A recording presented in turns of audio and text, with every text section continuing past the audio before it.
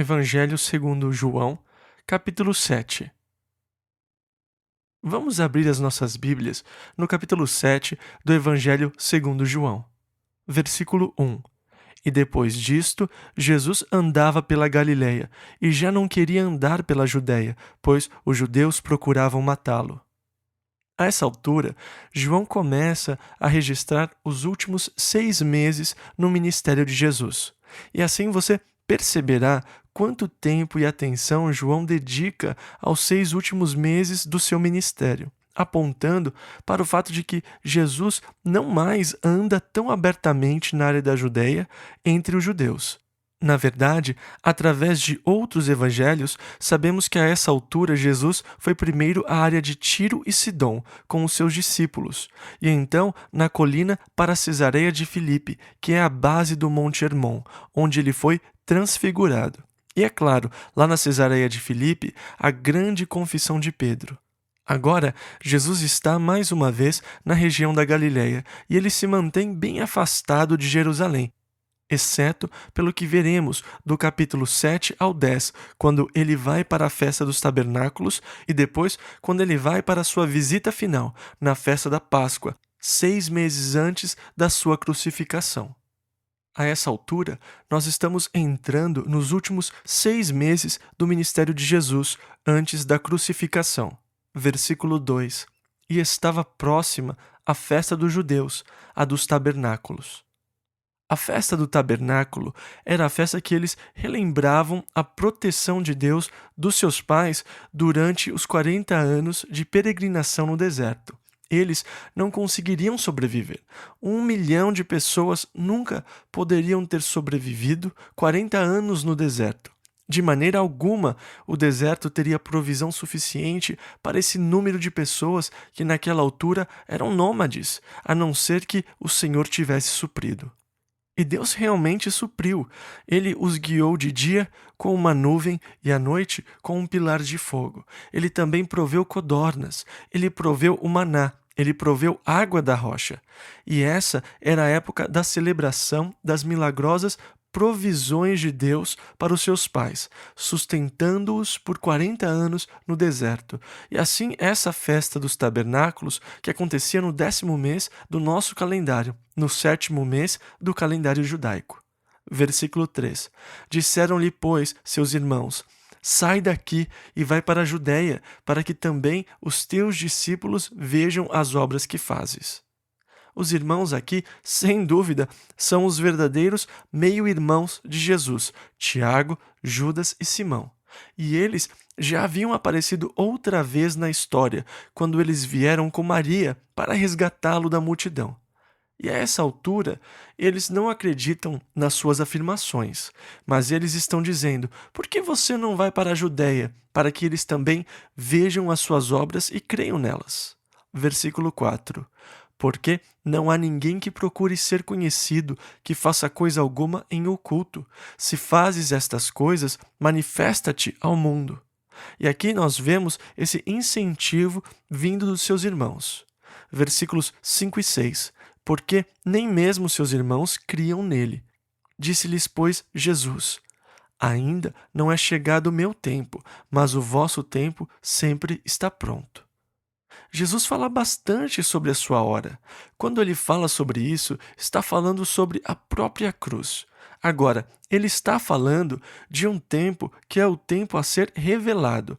Eles estão dizendo: por que você não vai até lá e mostra quem você é, ao invés de se esconder? Vá lá e se exponha. E ele respondeu: ainda não é chegado o tempo, mas o de vocês sempre está pronto. Versículos 7 ao 12. O mundo não vos pode odiar, mas ele me odeia a mim, porquanto dele testifico que as suas obras são más. Subi vós a esta festa. Eu não subo ainda a esta festa, porque ainda o meu tempo não está cumprido. E havendo-lhes dito isso, ficou na Galileia. Mas, quando seus irmãos já tinham subido à festa, então subiu ele também, não manifestadamente, mas como em oculto. Ora, os judeus procuravam-no na festa e diziam: onde está ele? E havia grande murmuração entre a multidão a respeito dele. porque havia uma grande divisão entre eles. Versículos 12 e 13. Diziam alguns: ele é bom, e outros diziam: não, antes engana o povo. Todavia, ninguém falava dele abertamente, por medo dos judeus. E assim, já havia ameaça da liderança contra Jesus. Já havia sido declarado que se alguém reconhecesse que ele era o Messias, esta pessoa seria colocada para fora das sinagogas. E essa divisão, muitas pessoas foram tocadas e curadas por Jesus mesmo em meio a essa divisão. E elas estavam dizendo: ele é um bom homem. E as outras estavam dizendo: não, não, ele é um impostor. Ele está enganando as pessoas. E assim havia essa controvérsia, e Cristo se tornou algo muito contraditório, e isso se tornou meio que o principal assunto durante a festa dos tabernáculos. Todo mundo estava falando sobre ele. Todo mundo estava se perguntando sobre ele, e isso gerava um tremendo comentário entre as pessoas que se juntavam. Versículo 14. Mas, no meio da festa, subiu Jesus ao templo e ensinava. Ele, evidentemente, não estava lá no começo da festa, ou pelo menos não apareceu até o meio da festa, depois de mais ou menos 3 dias, versículo 15. E os judeus maravilharam-se, dizendo: como sabe este letras, não as tendo aprendido? Ou seja, esse homem fala como se fosse um intelectual. Era isso que eles estavam dizendo. Eles também tinham naquela época um modo sofisticado de se falar, da mesma forma como os intelectuais de hoje. E há um certo tipo de sofisticação que parece ser exclusivo do meio acadêmico, e Jesus começou a ensinar com esse ar intelectual. E eles diziam: como sabe este letras, não as tendo aprendido? Versículo 16. Jesus lhes respondeu e disse: a minha doutrina não é minha, mas daquele que me enviou. Ou seja, vocês querem saber como eu aprendi? A doutrina não é minha, mas daquele que me enviou. E mais uma vez, Jesus estava declarando: eu fui enviado aqui. Versículos 17 e 18. Se alguém quiser fazer a vontade dele, pela mesma doutrina conhecerá se ela é de Deus, ou se eu falo de mim mesmo. Quem fala de si mesmo busca a sua própria glória. Mas o que busca a glória daquele que o enviou, esse é verdadeiro, e não há nele injustiça. Agora, aqui Jesus está fazendo afirmações extremamente importantes. Ele está dizendo: se eu viesse e começasse a falar de mim mesmo, seria porque eu estaria buscando a minha própria glória. Porque é isso que uma pessoa que está buscando glória faz. Ela fala sobre si mesma, ela se gaba de si própria. Mas se eu busco a glória daquele que me enviou, então esse é verdadeiro, o seu testemunho é verdadeiro. Ele não está buscando glória para ele mesmo, mas está buscando glória para aquele que o enviou, e não há injustiça nele. Daqui a pouco, Jesus vai desafiá-los quando começarem a discutir, e ele dirá: quem de vocês pode me acusar de pecar? Qual de vocês pode apontar um único pecado que eu já cometi? E ninguém jamais conseguirá dizer isso. De forma alguma, poderíamos fazer essa afirmação de que não há injustiça em mim. E por isso, essas palavras de Jesus são bem radicais diante das pessoas. Ele disse: Moisés não deu a vocês a lei e mesmo assim ninguém a cumpre. Então por que vocês querem me matar? As pessoas o estavam acusando, e é claro que as coisas estavam piorando rapidamente. Da última vez que ele esteve lá, você se lembra? Ele estava no tanque de Betesda, e ele disse ao paralítico para tomar a sua cama e andar. E o paralítico tomou a sua cama e começou a andar. E os judeus o pegaram e disseram: hoje é sábado, como assim você está carregando a sua cama? E ele disse: o homem que me curou me disse para eu pegar a minha cama e andar. E eles disseram: quem é ele? E ele respondeu: não sei. E Jesus depois se encontrou com ele no templo e disse: vá e não peque mais. E ele foi correndo contar para os judeus que era Jesus. E desse momento em diante eles queriam matá-lo, porque Jesus havia feito isso num sábado. E isso ainda está gerando mal-estar na liderança judaica, porque ele violou a lei do sábado. E então Jesus disse, versículo 19: não vos deu Moisés a lei, e nenhum de vós observa a lei. Por que procurais matar-me? Uma vez, quando eu estava em Israel, havia alguns judeus jovens lá na parte norte de Israel que tinham aceitado Jesus como seu Senhor e Salvador. E eles tinham estudos bíblicos e adoravam em suas casas, numa dessas áreas pequenas no norte da Galileia. E eles estavam sob uma perseguição severa pela comunidade judaica. Na verdade, enquanto estávamos lá, alguns jovens da chamada Liga da Defesa Judaica vieram e destruíram a casa deles. Os espancaram, pegaram um machado e quebraram a sua geladeira, os móveis e fizeram a casa em pedaços, porque eles eram cristãos. E até onde os judeus estão cientes, eles eram traidores por ter abandonado o judaísmo de acordo com o que eles pensavam e por ter recebido Jesus Cristo. E então, nós ficamos sabendo desses cristãos e os convidamos para vir e compartilhar com o nosso grupo. Nós tínhamos uns guias que eram muito legais e sorridentes, e falando sobre Jesus, contando que Jesus fez isso e que Deus fez aquilo. E eles eram muito tranquilos e simpáticos. E algumas pessoas do nosso grupo até pensavam que eles estavam próximos da salvação. Mas quando esse jovem judeu se pôs de pé para compartilhar o seu testemunho com o nosso grupo, tendo aceitado a Jesus, ele primeiro de tudo disse: Antes de eu falar com vocês e compartilhar do meu amor por Jesus como meu Messias, eu gostaria primeiro de dizer algumas coisas para os meus amigos judeus que estão aqui. E então, no momento que ele começou a falar em hebraico, foi como se jogassem um balde de água gelada sobre esses guias judeus. Foi como se uma máscara caísse e seus rostos sorridentes se tornassem em ira, com seus dentes fechados, cerrados, com ressentimento. Foi realmente muito tenso. Na realidade, eles estavam prestes a rasgarem as suas roupas e apedrejarem esse jovem judeu. E eu pensei, o que ele está dizendo para eles para que reajam dessa forma? Esse homem, que naquela época era um dos chefes das forças de defesa israelense no norte de Israel, e era muito amigo meu, que é uma pessoa fácil de se lidar e que não era religioso, embora fosse judeu, ele não era religioso. Ele era um homem bem grande e um líder muito respeitado lá no norte de Israel. Ele estava em um grupo de homens dos kibbutz. E enquanto esse jovem estava falando com eles em hebraico, esses homens do kibbutz ficaram com tanta raiva que começaram a falar entre eles: Vamos matar esse cara quando ele sair daqui, hoje à noite. Vamos matá-lo. E eles estavam realmente prontos para matá-lo. E esse amigo nosso disse para eles em hebraico: Vocês guardam o sábado? E eles disseram: Não. Vocês são religiosos? E eles responderam: Não. Então por que vocês querem matar esse jovem só porque ele diz que acredita que Jesus é o Messias? E ele dessa forma conseguiu fazer com que desistissem de matar o jovem, porque ele lhes mostrou que eles não eram religiosos. E qual era o problema então? Por que vocês querem matá-lo? Vocês não são religiosos. O rapaz está apenas animado com a sua religião. Qual o problema nisso? E é interessante aqui que Jesus disse: Vejam bem, Moisés deu a lei, mas nenhum de vocês a guarda. Então por que vocês estão tentando me matar? Por que vocês acham que eu violei a lei do sábado? Vocês mesmos não guardam a lei.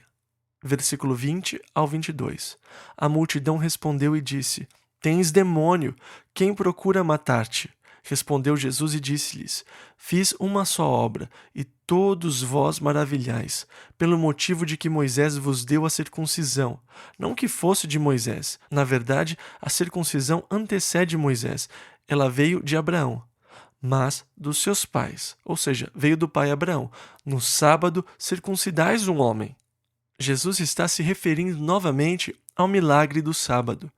Eu fiz o milagre, uma maravilha entre vocês, e vocês estão todos bravos porque foi num sábado. E ele está falando sobre o que aconteceu no tanque de Betesda, onde eles decidiram que iriam matar Jesus, porque ele fez o que fez num sábado. E assim Jesus disse: Agora, Moisés deu a lei da circuncisão não porque ela vem realmente de Moisés, mas veio de Abraão. Mas se o 8º dia, que é o dia que a criança deve ser circuncidada, cair num sábado, vocês vão e a circuncidam de qualquer jeito, mesmo que seja num sábado. Versículo 23. Se o homem recebe a circuncisão no sábado, para que a lei de Moisés não seja quebrantada, indignai-vos contra mim, porque no sábado curei de todo um homem? Ou seja, eu fiz uma obra de Deus no sábado. Vocês praticam a obra de Deus da circuncisão no sábado, e por que vocês estão indignados comigo por eu ter curado completamente um homem no sábado? Versículo 24: Não julgueis segundo a aparência, mas julgai segundo a reta justiça. Esse é um bom conselho. Quantas vezes somos culpados por julgar pela aparência? Eu já cometi erros terríveis ao julgar pela aparência. Eu já julguei tão erroneamente por ir pela aparência. Na verdade, eu já fui muito injusto em alguns julgamentos, porque eu estava julgando as aparências. E Jesus disse: Não julguem pelas aparências, mas façam julgamentos justos. Versículos 25 e 26. E então alguns dos de Jerusalém diziam: Não é este o que procuram matar? E ei-lo aí, está falando abertamente, e nada lhe dizem. Porventura sabem verdadeiramente os príncipes que de fato este é o Cristo? Ou seja, eles já se deram conta de que ele é o Messias? Versículo 27. Todavia bem sabemos de onde este é, mas, quando vier o Cristo, ninguém saberá de onde ele é. Esta era uma tradição que eles haviam criado, de que o Messias iria simplesmente aparecer do nada, meio que parecido com o super-homem, vindo dos céus. É um pássaro? É um avião? Não, é o Messias. E de repente ele estaria ali no meio deles. E eles acham que essa ideia provavelmente se originou em Isaías 53, que diz: E quem pode falar dos seus descendentes? Ou seja, quem pode falar sobre a sua parentela? Quem pode falar sobre a sua geração?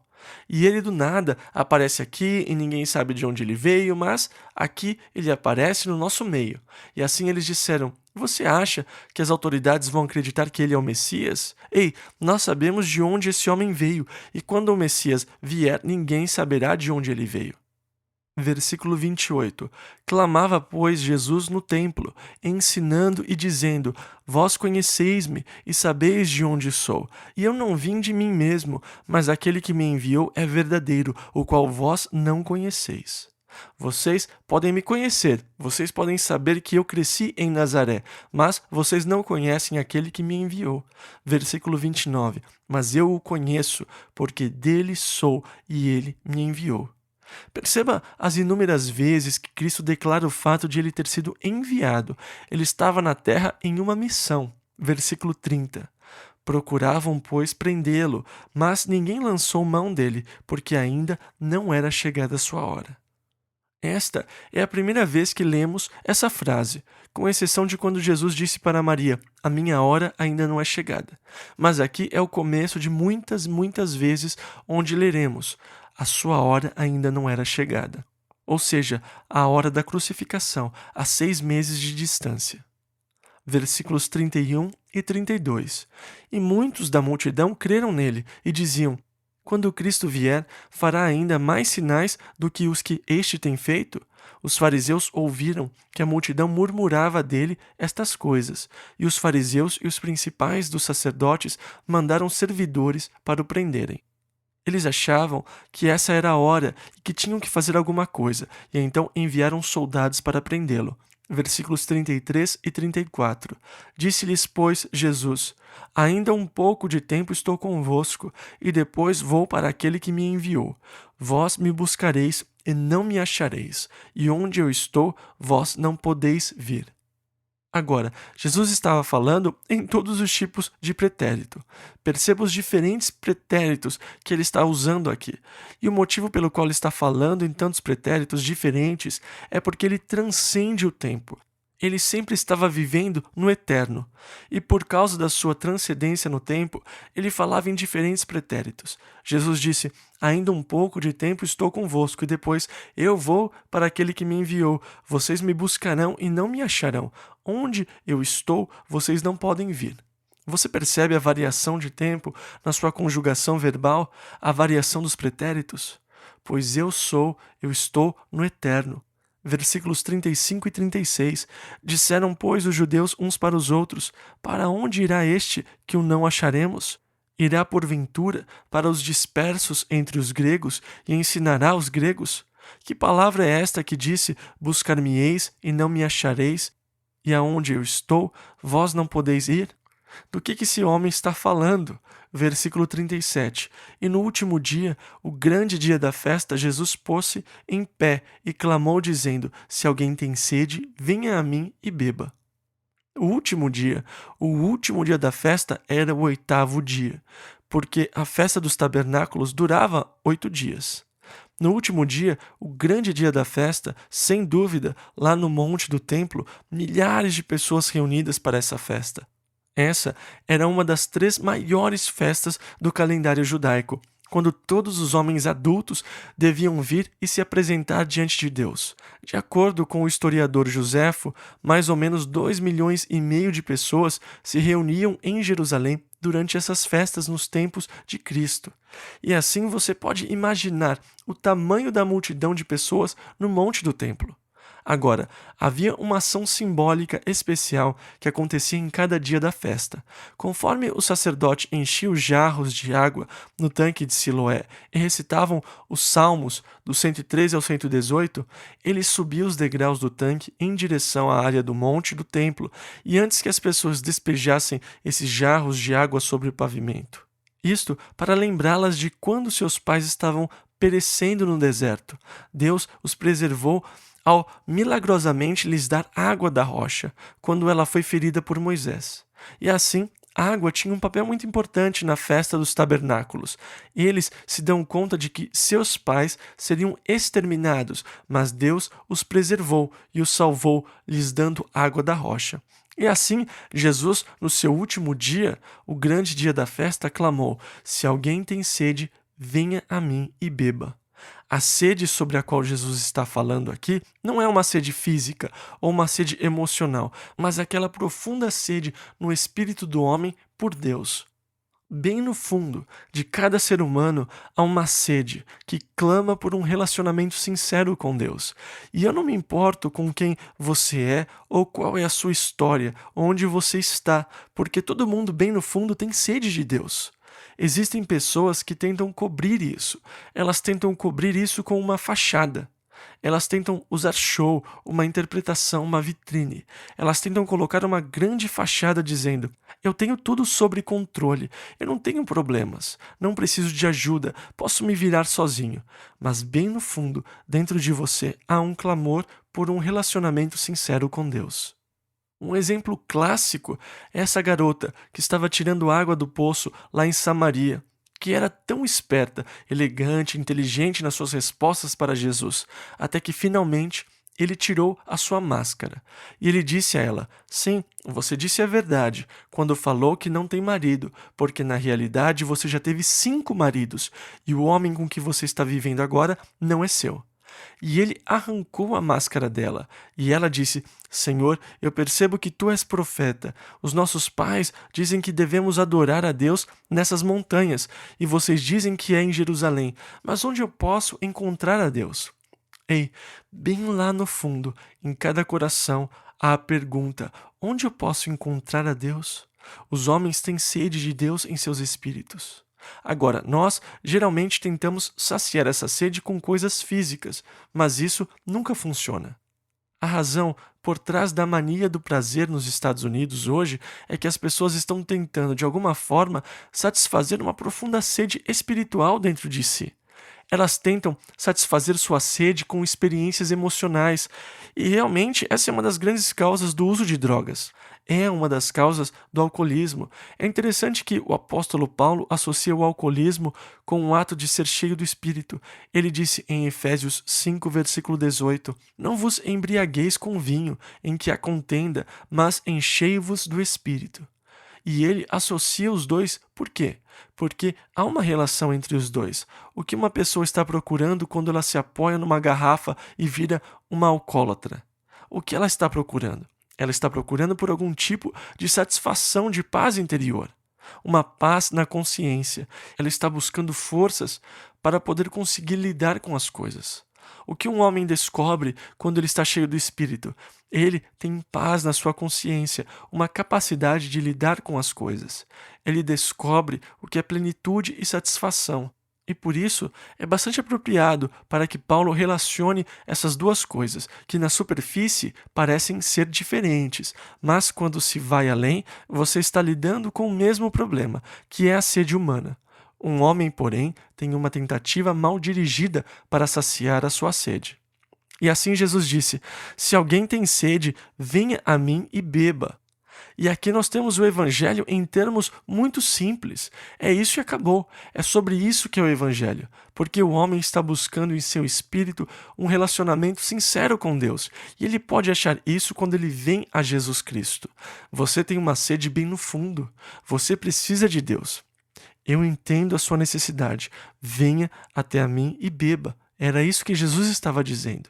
E então ele continuou a explicar, versículo 38, Quem crê em mim, como diz a Escritura, rios de água viva correrão do seu ventre. Venha a mim e beba, porque eu preencherei essa necessidade na sua vida. Eu saciarei essa sede, e não somente a saciarei, como farei água viva transbordar da sua vida. Vocês sabem que há momentos, e eles estão se tornando mais frequentes. Talvez eu esteja ficando velho e gagá, mas eles parecem estar mais frequentes. Momentos em que Deus começa a derramar o seu amor e a sua bondade, e Ele começa a despejar no meu coração e sobre a minha vida o Espírito Santo e o seu amor, até que eu diga: Deus, eu não tenho mais espaço, é muita coisa para mim, Senhor.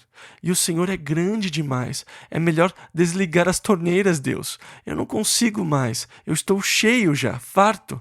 E ele apenas continua a derramar.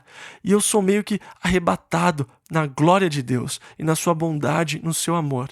Eu não consigo nem lidar com essas coisas direito.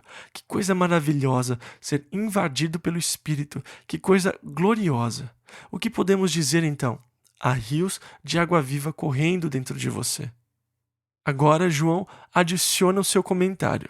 E assim nós temos o comentário dele no Evangelho de João, ao nos explicar sobre o que Jesus estava falando, e sua explicação vem após anos de observação. Ele não sabia no momento sobre o que Jesus estava se referindo, mas, mais tarde, quando o Espírito Santo foi derramado sobre a igreja, e João começou a ter essas experiências transbordantes do poder e do amor de Deus. Então, ele se deu conta do que Jesus estava falando. E porque ele escreveu esse evangelho após a experiência do Espírito Santo, depois do Pentecoste, ele agora é capaz de dar a explicação sobre o que Jesus estava se referindo. Versículo 39. E isto disse ele do Espírito, que haviam de receber os que nele crescem, porque o Espírito Santo ainda não fora dado. E assim João faz uma referência ou um comentário que Jesus estava na verdade se referindo ao Espírito Santo. E o que ele estava declarando sobre ele? Que ele seria como um rio ou uma corrente de águas vivas jorrando da vida de uma pessoa. Você pode dizer que este é o seu relacionamento com o Espírito Santo? Nas Escrituras, eu vejo um relacionamento de 3 etapas do crente com o Espírito Santo, que é designado por 3 preposições gregas. A primeira preposição é para, porque Jesus disse para os seus discípulos: Eu rogarei ao Pai, ele vos dará outro Consolador para que fique convosco para sempre, o Espírito de verdade que o mundo não pode receber, mas vós o conheceis, porque habita convosco. Ou seja, a preposição grega para aqui é traduzida como com vocês, convosco, e estará em vós. Lemos isso em João 14, 16 e 17. E aqui temos a preposição grega em, com N, que quer dizer a mesma coisa em português, em. Antes da nossa conversão, o Espírito Santo estava conosco, nos convencendo do pecado. Foi o Espírito Santo que nos apontou que Jesus era a resposta, e foi o Espírito Santo que nos levou até Jesus, porque ninguém pode vir a Jesus a menos que seja atraído pelo Espírito. E quando o Espírito Santo me levou a Jesus e eu abri o meu coração e convidei Jesus para entrar na minha vida, o Espírito Santo estava comigo antes da minha conversão, me atraindo para Deus. E depois, ele entrou no meu coração, no momento que eu recebi Jesus. E ele começou a sua obra de me ensinar todas as coisas. Ele começou a sua obra de me conformar à imagem de Cristo. Ele começou esse trabalho glorioso na minha vida. Mas ainda, eu leio nas Escrituras sobre um relacionamento ainda mais íntimo que um crente pode ter com o Espírito Santo. E isso é encontrado, primeiro de tudo, no mandamento de Jesus para os seus discípulos ficarem em Jerusalém e esperarem pela promessa do Pai. Pois Jesus disse em Atos 1:8: Mas recebereis a virtude do Espírito Santo, que há de vir sobre vocês. E aqui aparece a preposição grega epi, que quer dizer sobre, por cima, em cima, ou, como eu gosto, transbordar. Quando o Espírito Santo começa a transbordar na sua vida.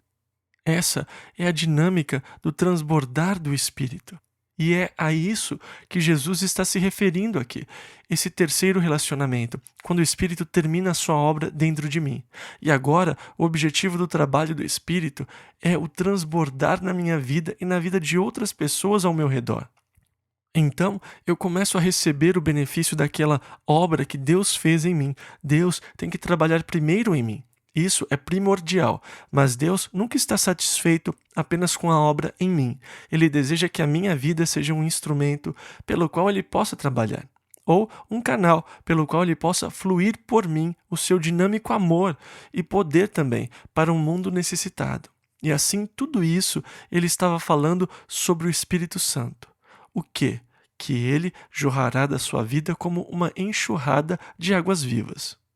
Anos atrás, eu estava trabalhando com um homem que havia sido um conselheiro de jovens num retiro de um fim de semana. E enquanto estávamos trabalhando na segunda, ele me disse: Eu tive alguns problemas nesse fim de semana, nesse acampamento que eu fui conselheiro. E eu falei: Qual foi o problema? Ele respondeu: Bem, um dos palestrantes estava falando com os jovens e disse: Enquanto vocês estão aqui no acampamento, vocês estão tendo experiências maravilhosas, se aproximando de Deus e sendo cheios com o Espírito Santo. Mas, quando vocês voltarem para casa, a sua mãe vai lhe mandar fazer alguma coisa e você vai dizer que não quer fazer. E por causa dessa sua atitude, um pouquinho do Espírito Santo vai vazar. E talvez você conte uma mentira ou outra coisa, e assim aos poucos você vai sendo esvaziado do Espírito Santo. E depois de um tempo, você estará vazio e terá que ser cheio de novo. E esse meu colega de trabalho disse: Isso não soou bem para mim, mas eu não sabia direito apontar o que estava errado. E eu falei: Bem, eu não conheço nenhum lugar nas Escrituras que fale que o Espírito Santo pode ir vazando para fora da sua vida. Mas eu conheço uma passagem que diz que ele iria fluir da sua vida como uma enxurrada de águas vivas. E esse é o relacionamento que eu quero.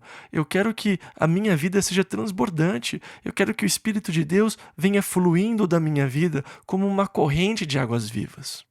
Agora, naquele momento, o Espírito ainda não havia sido derramado. Versículo 39, por ainda Jesus não ter sido glorificado. Jesus disse: O Espírito não pode vir até que eu tenha partido. Quando eu partir, vou orar ao Pai, e Ele dará um outro Consolador. E assim o Espírito deveria vir após Jesus ser glorificado e ascender ao Pai, é claro. Quando o dia de Pentecostes se cumpriu perfeitamente e Pedro estava explicando para o povo o que aconteceu, ele disse: Este mesmo Jesus que Deus ressuscitou está agora lá no céu com Deus e enviou isso que vocês veem agora. Assim, a prova de que Jesus foi ao Pai foi o derramamento do Espírito Santo sobre a igreja. Versículo 40. Então, muitos da multidão, ouvindo esta palavra, diziam: Verdadeiramente, este é o profeta. Esta é uma referência à profecia em Deuteronômio, onde Moisés disse: E um outro profeta como eu virá, e a ele vocês deverão ouvir. Moisés prometeu que um outro profeta viria. O interessante hoje é que você fala com muitos judeus, a maioria ortodoxos, e eles dizem que não acreditam que o Messias será o Filho de Deus, mas que o Messias será um homem, assim como Moisés foi um homem. Eles dizem que, porque Moisés falou: E virá um outro como eu, e a ele vocês ouvirão, assim ele será como Moisés. Eles falam para você que foi um homem que Deus ungiu para liderá-los para fora do cativeiro. E assim Deus ungirá outro homem, e por isso estamos esperando por um homem. E qual será o seu sinal? Nós estamos esperando pelo homem que reconstruirá o templo. Eles acreditam que quando o Messias vier, ele irá ajudá-los a reconstruir o templo, e será assim que eles reconhecerão o Messias, o homem que lhes ajudará a reconstruir o templo. Este é o profeta, eles diziam, ou seja, o profeta mencionado na profecia de Moisés. Versículos 41 e 42. Outros diziam, este é o Cristo, mas diziam outros, vem, pois, o Cristo da Galileia? Não diz a Escritura que o Cristo vem da descendência de Davi e de Belém, da aldeia de onde era Davi? Assim, entre o povo havia dissensão por causa dele.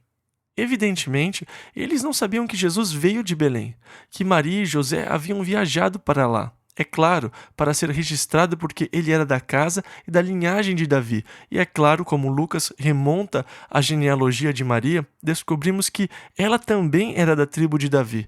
E assim Jesus era da tribo de Davi, nascido em Belém. Mas havia uma divisão entre o povo por causa dele. E isso é sempre verdade. Jesus sempre está dividindo os homens. Ele estava deliberadamente causando divisão.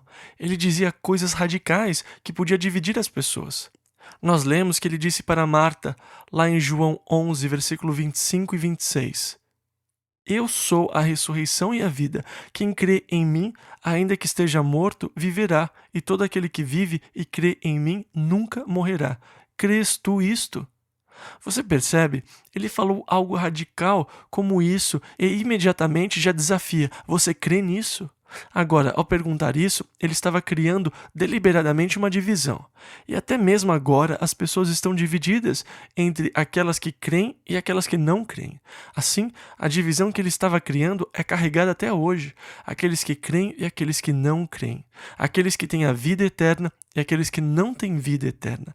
Aqueles que têm esperança e aqueles que não têm esperança. Jesus está sempre causando divisão entre os homens, e assim eles estão divididos por causa dele. Versículo 44 ao 52. E alguns deles queriam prendê-lo, mas ninguém lançou mão dele. E os servidores foram ter com os principais dos sacerdotes e fariseus, e eles lhes perguntaram, por que não o trouxestes? Responderam os servidores, nunca homem algum falou assim como este homem.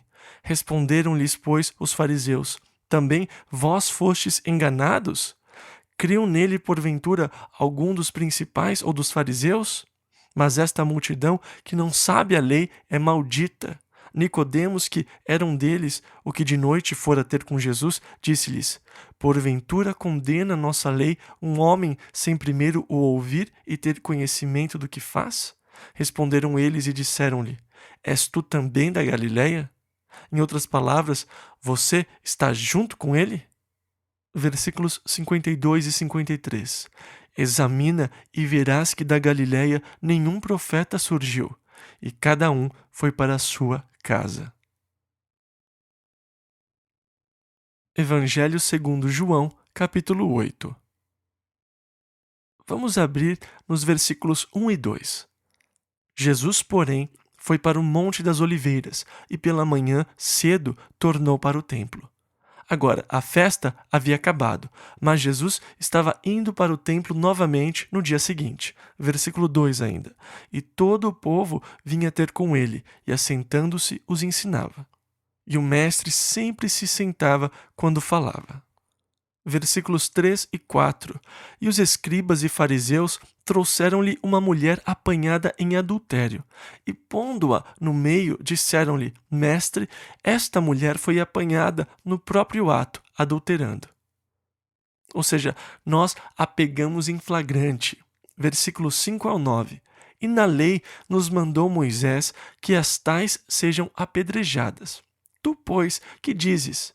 Isto diziam eles, tentando-o, para que tivessem de que o acusar. Mas Jesus, inclinando-se, escrevia com o dedo na terra.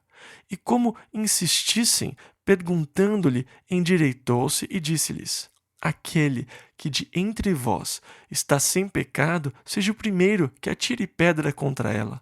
E tornando a inclinar-se, escrevia na terra. Quando ouviram isto, Redarguidos da consciência, saíram um, a começar pelos mais velhos, até aos últimos. Ficou só Jesus e a mulher que estava no meio.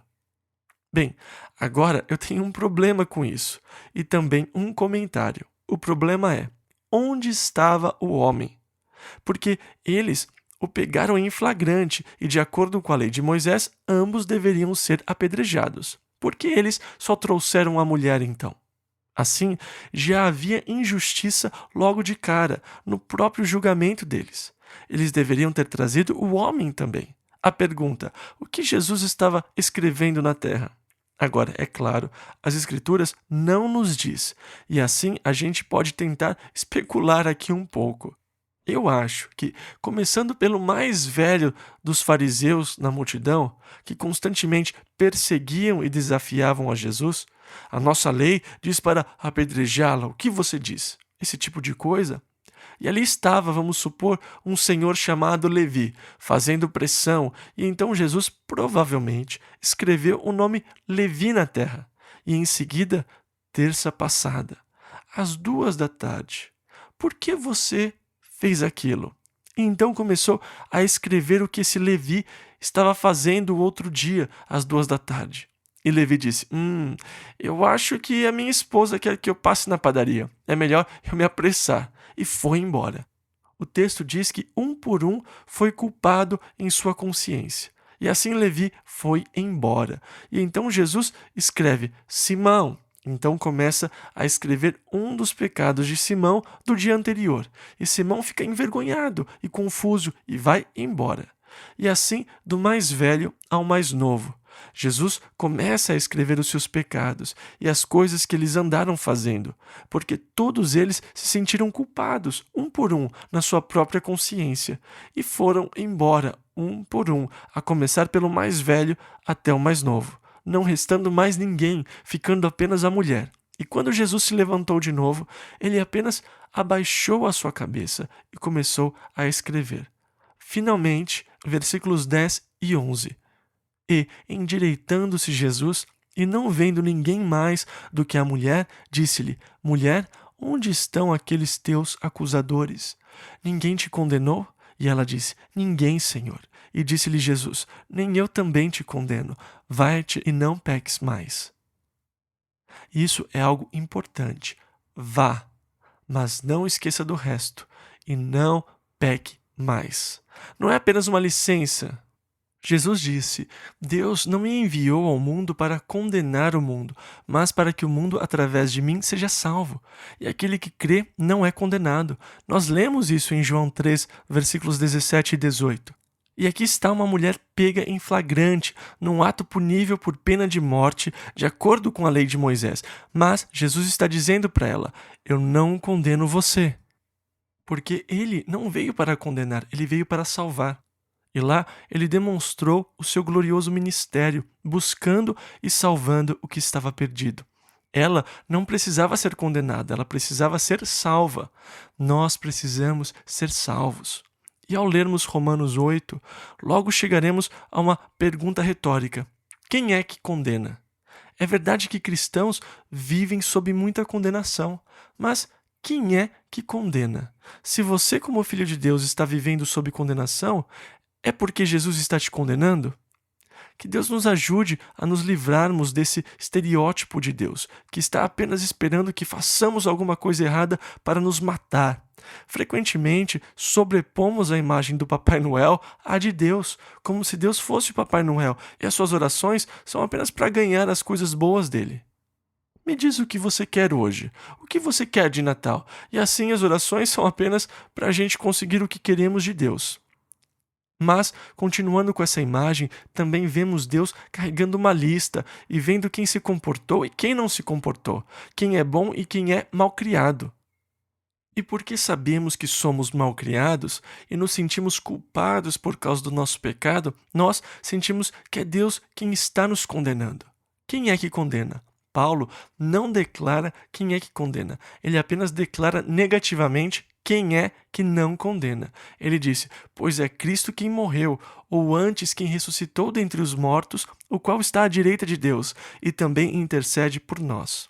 Ele não está nos condenando, ele está intercedendo por nós. E Jesus não condenou a pecadora. Ele disse para essa mulher: nem eu te condeno, apenas vá e não peque mais. Versículo 12. Falou-lhes, pois, Jesus outra vez, dizendo: Eu sou a luz do mundo. Quem me segue não andará em trevas, mas terá a luz da vida. Versículo 13 ao 16. Disseram-lhe, pois, os fariseus: Tu testificas de ti mesmo, o teu testemunho não é verdadeiro. Respondeu Jesus e disse-lhes: Ainda que eu testifico de mim mesmo, o meu testemunho é verdadeiro, porque sei de onde vim e para onde vou. Mas vós não sabeis de onde venho, nem para onde vou. Vós julgais segundo a carne. Eu a ninguém julgo. E se na verdade julgo, o meu juízo é verdadeiro, porque não sou eu só, mas eu e o Pai que me enviou. E mais uma vez, Jesus está reforçando a declaração de que o Pai o enviou. Versículo 17 ao 24. E na vossa lei está também escrito que o testemunho de 2 homens é verdadeiro.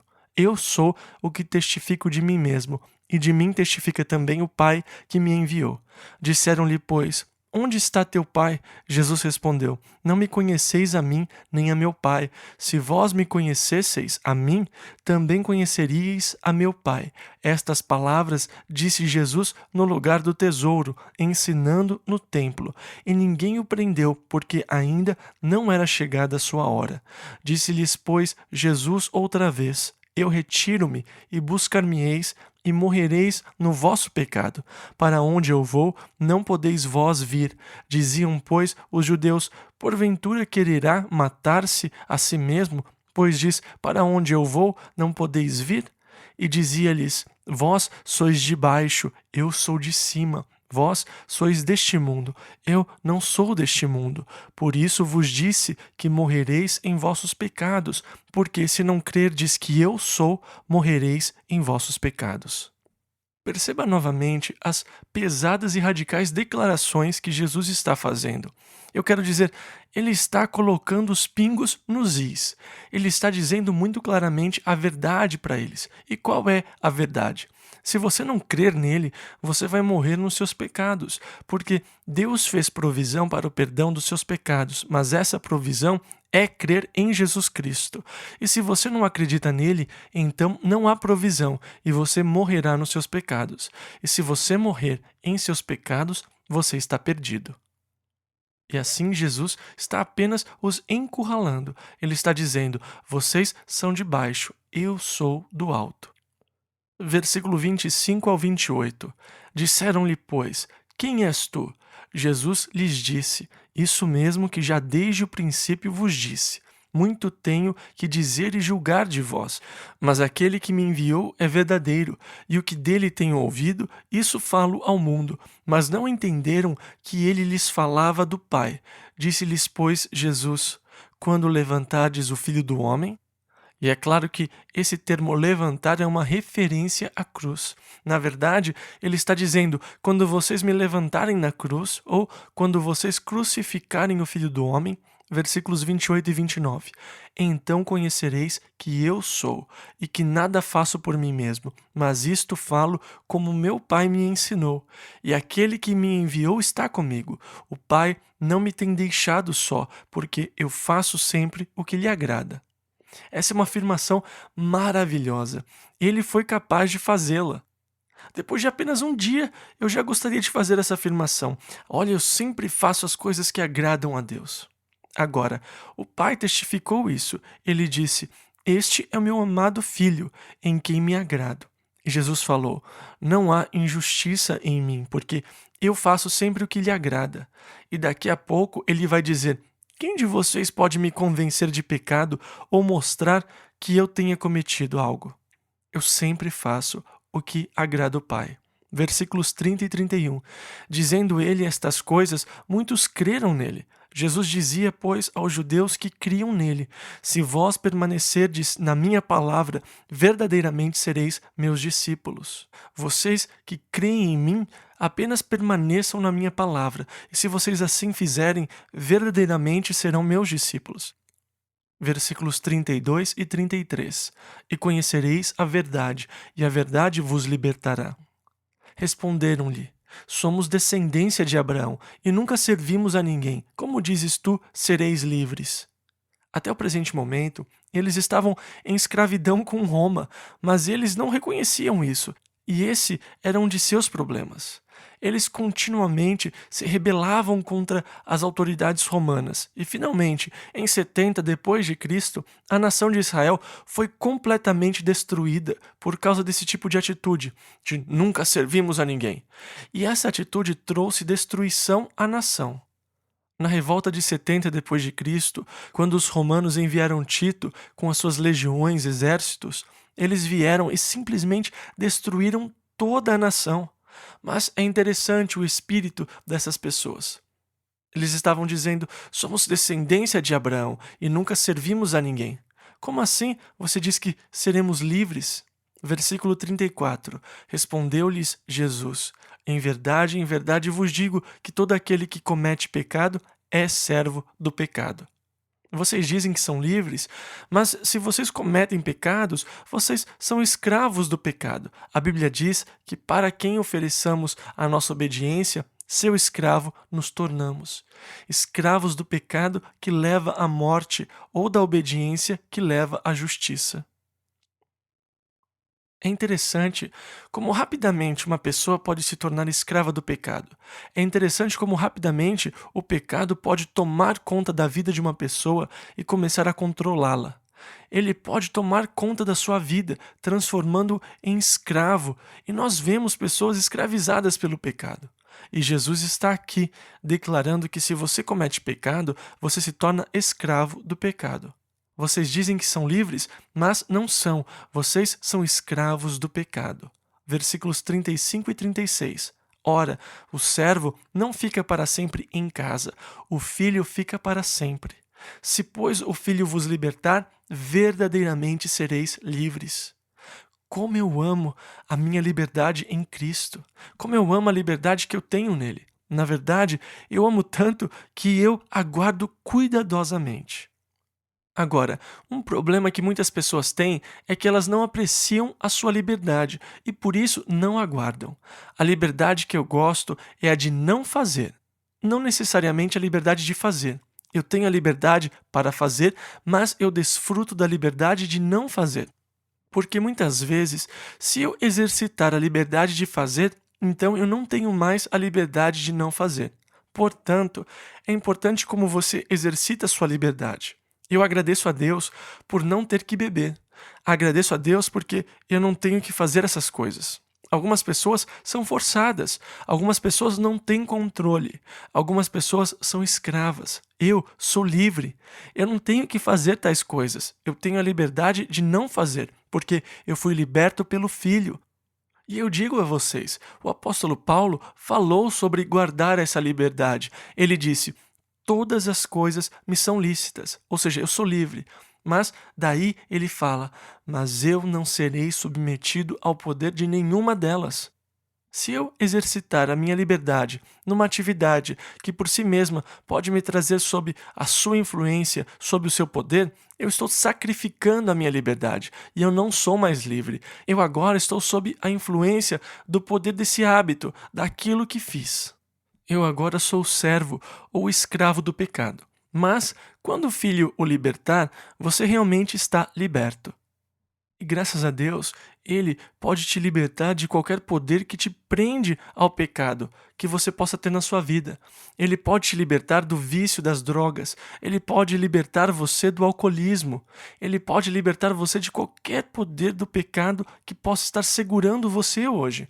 Você não precisa ser escravo do pecado, porque Jesus Cristo pode libertá-lo de qualquer coisa que esteja amarrando a sua vida e segurando você sob a sua influência e poder. Se, pois, o Filho vos libertar, verdadeiramente sereis livres. Como eu me alegro nisso e aproveito a minha liberdade. Eu sei que vocês são filhos de Abraão. Antes, eles falaram: Nós somos da descendência de Abraão, não somos escravos de ninguém. E Jesus disse, versículo 37 ao 39, Bem sei que sois descendência de Abraão, contudo procurais matar-me, porque a minha palavra não entra em vós. Eu falo do que vi junto de meu pai, e vós fazeis o que também vistes junto de vosso pai. Responderam e disseram-lhe: Nosso pai é Abraão. E Jesus disse: Ou não, como eles são da descendência de Abraão, e Abraão não é o seu pai? Por que está falando tanto sobre o que é físico e sobre o que é espiritual? Ser da descendência de Abraão não o torna automaticamente um filho de Abraão, porque Abraão era o pai daqueles que creem. Ele foi, na verdade, o progenitor de muitas nações. De Abraão vieram os ismaelitas. Eles eram descendentes de Abraão, mas não eram filhos de Abraão pela promessa. E assim, ele está falando sobre os filhos espirituais e da descendência física de Abraão. E há uma enorme diferença. E mesmo para esses judeus, ele está reconhecendo: sim, vocês são da descendência de Abraão, mas ele não é verdadeiramente o pai de vocês. Vocês não são espiritualmente filhos de Abraão, porque vocês não creem. E Jesus estava fazendo essa distinção ali.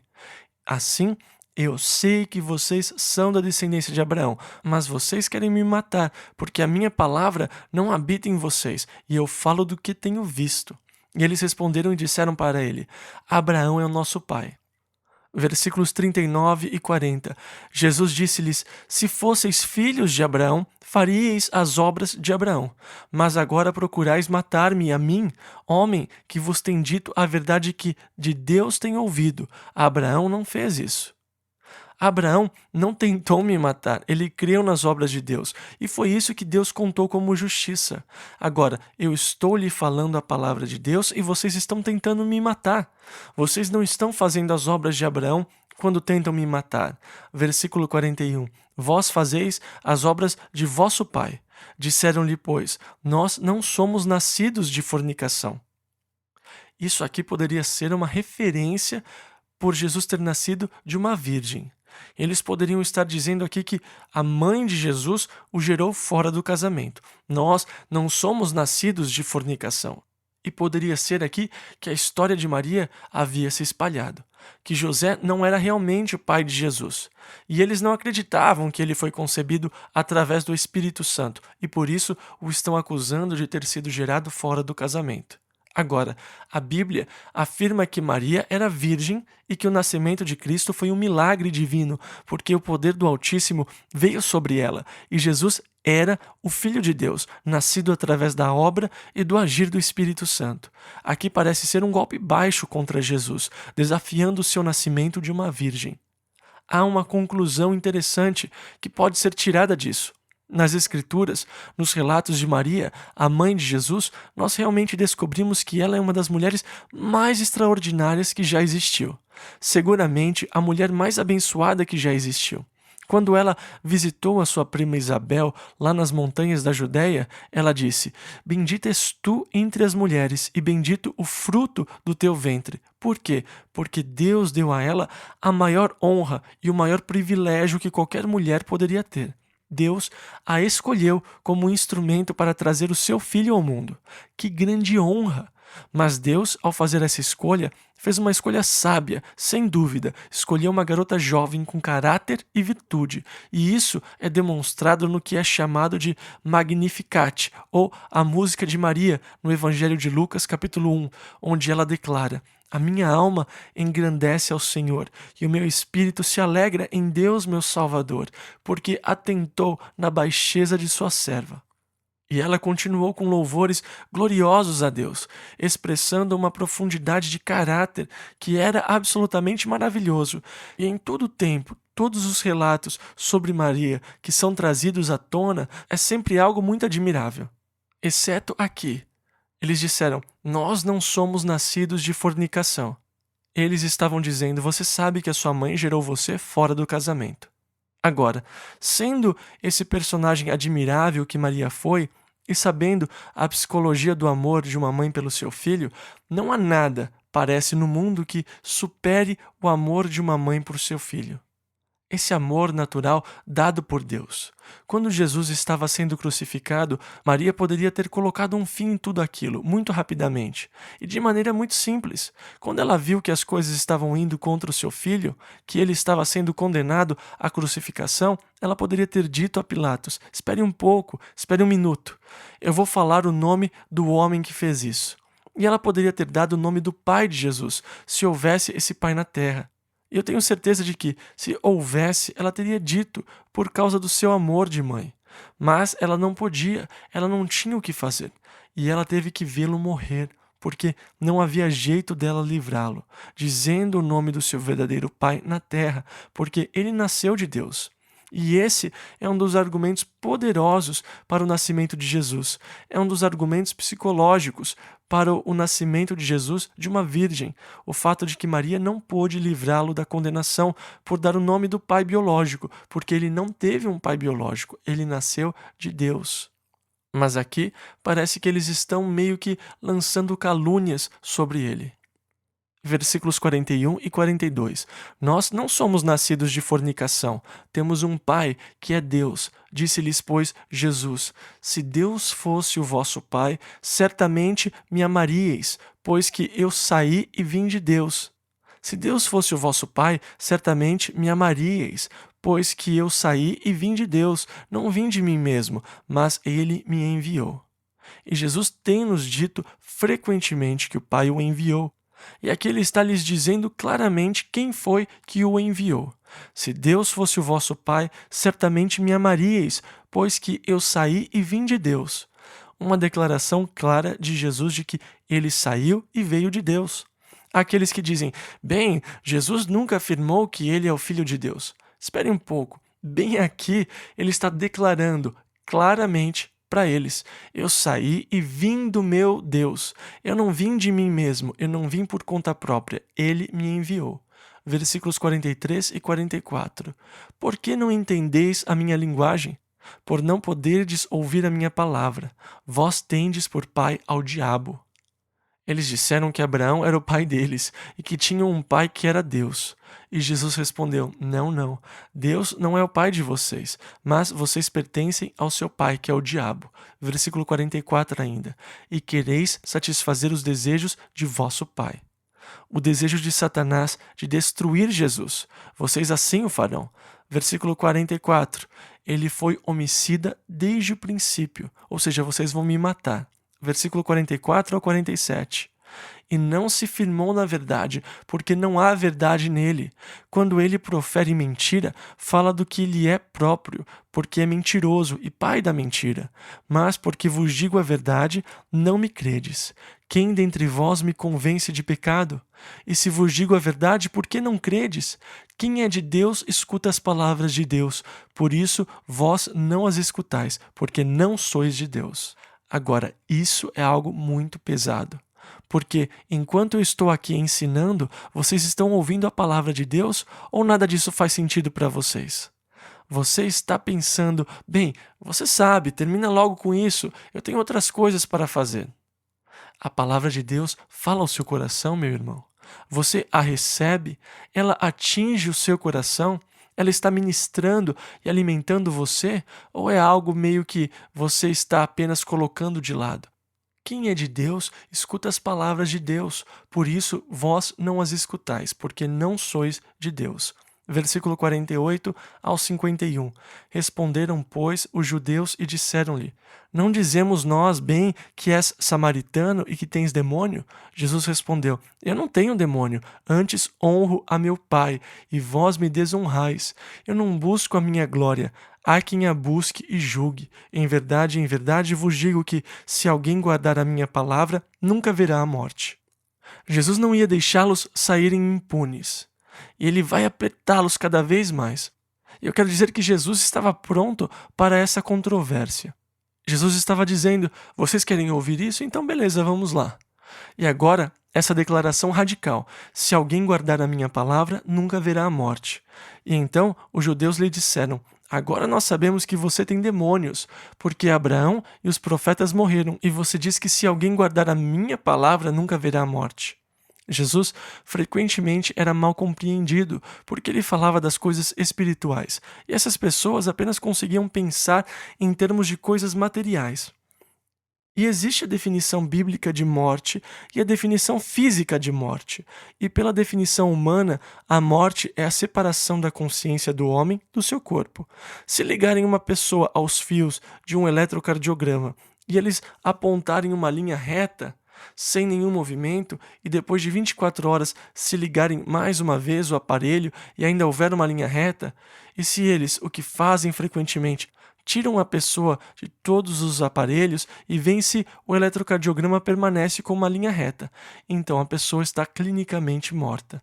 Isso significa que não há nenhuma atividade no cérebro. A consciência da pessoa deixou o seu corpo. Não há mais atividade cerebral.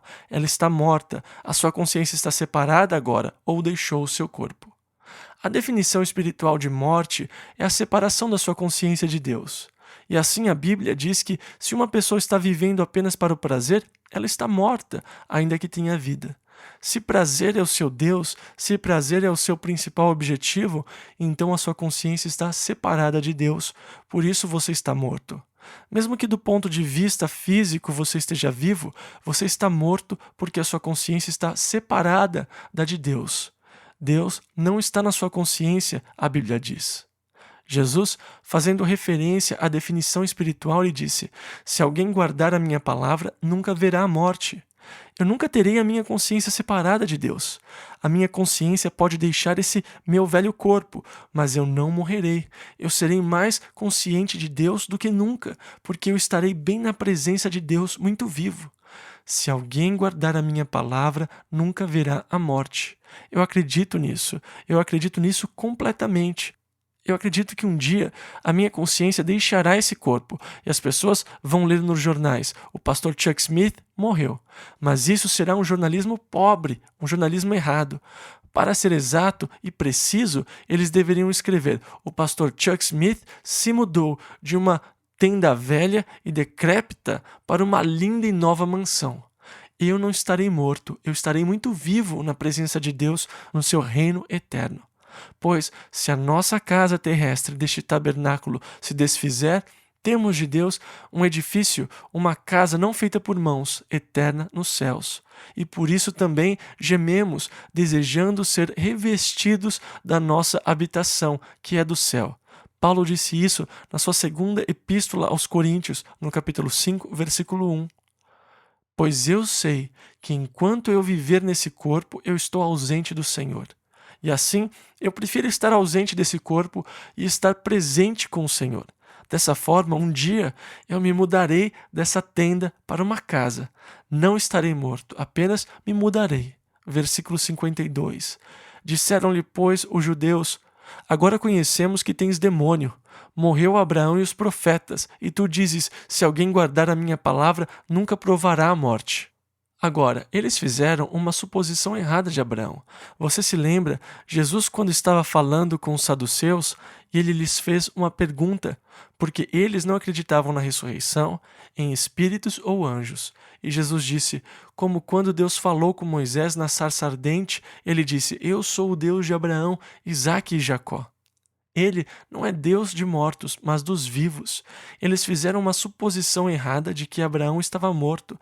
Abraão estava bem vivo naquela altura. Na verdade, ele estava confortando todos aqueles que estavam esperando pelo Messias. Nós lemos em Lucas, no capítulo 16, e o mendigo foi levado pelo anjo até o seio de Abraão, onde ele estava confortando os que estavam aguardando pelo Cristo. Versículos 53 ao 55. És tu maior do que o nosso pai Abraão que morreu? E também os profetas morreram. Quem te fazes tu ser? Jesus respondeu: se eu me glorifico a mim mesmo, a minha glória não é nada. Quem me glorifica é meu Pai, o qual dizeis que é vosso Deus. E vós não o conheceis, mas eu o conheço. E se disser que o não conheço, serei mentiroso como vós, mas conheço-o e guardo a sua palavra. Observem que Jesus não está dando mole para essas pessoas, ele está descarregando sobre eles. Versículos 56 ao 58. Abraão, vosso pai, exultou por ver o meu dia, e viu-o, e alegrou-se. Disseram-lhe, pois, os judeus: Ainda não tens 50 anos e viste Abraão? Disse-lhes Jesus: em verdade vos digo que antes que Abraão existisse, eu sou. Este é o ápice. Essa é a sua declaração direta da sua divindade, usando o nome do Deus eterno. Quando Moisés disse: Quem eu devo dizer que me enviou?